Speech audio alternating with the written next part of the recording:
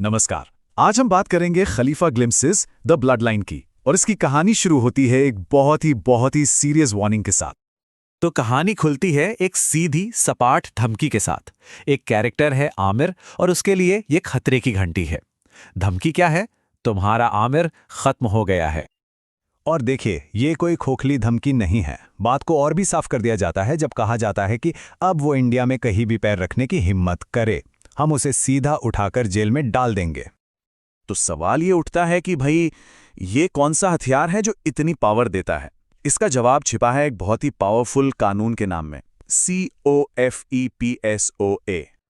तो चलिए थोड़ा डीप डाइव करते हैं और समझते हैं कि आखिर ये CFOPSA है क्या भला। देखिए, आमिर पर आज जो खतरा है ना, उसकी जड़ें बहुत गहरी हैं इतिहास में। और इसे ठीक से समझने के लिए हमें पहले इस कानून की ही कहानी को समझना पड़ेगा। ये कानून असल में इसका जन्म हुआ था एक बहुत ही ड्रामेटिक टकराव से। एक ऐसा टकराव जिसे एक प्राइम मिनिस्टर का बुरा सपना तक कहा गया। बात है 1974 की। उस वक्त की प्रधानमंत्री इंदिरा गांधी की सरकार ने पार्लियामेंट में कोफेपूसा एक्ट पास किया था। तो सवाल है, ये कानून बनाया ही क्यों गया? असल में ये बनाया गया था 4 खास लोगों से निपटने के लिए, जो उस वक्त की सरकार के लिए सचमुच एक बुरा सपना बन चुके थे। तो कौन थे ये 4 लोग? नॉर्थ से थे सुकूर नारेन, बखिया और हाजी मस्तान, और साउथ से थे मुदलियार और मंबरैकल अहमद अली। मतलब आप देख रहे हैं, ये मुद्दा पूरे देश में फैला हुआ था।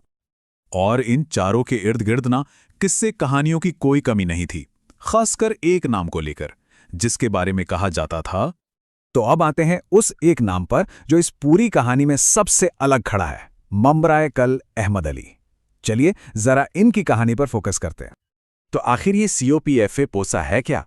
इसका पूरा नाम है conservation of foreign exchange and prevention of smuggling activities act.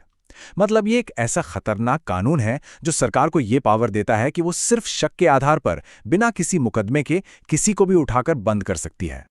लेकिन मजे की बात देखिए, इतना पावरफुल कानून और फिर भी कहा जाता है कि उसी COFEPOSA कानून का इस्तेमाल करके वो अहमद अली को आधे घंटे के लिए भी सलाखों के पीछे नहीं रख पाईं। सर सोचिए जरा, जो कानून बनाया ही उनके जैसे लोगों के लिए गया था, वो उन्हीं के खिलाफ बिल्कुल बेअसर था। और बस इसी वजह से अहमद अली एक लेजेंड बन गए।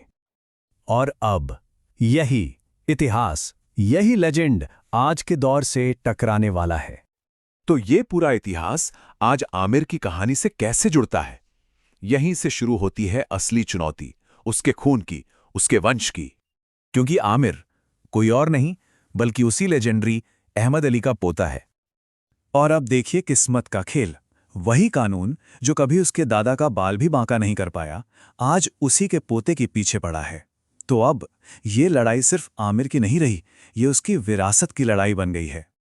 और इसके जवाब में जो लोग आमिर के साथ हैं वो एक खुली चुनौती देते हैं, मानो कह रहे हों कि इतिहास फिर से खुद को दोहराएगा। क्या कहते हैं वो? करिए कोशिश सर, पकड़कर दिखाइए आमिर अली को। और कहानी हमें इसी एक सवाल के साथ छोड़ जाती है, तब देखने को मिलेगी असली आतिशबाजी।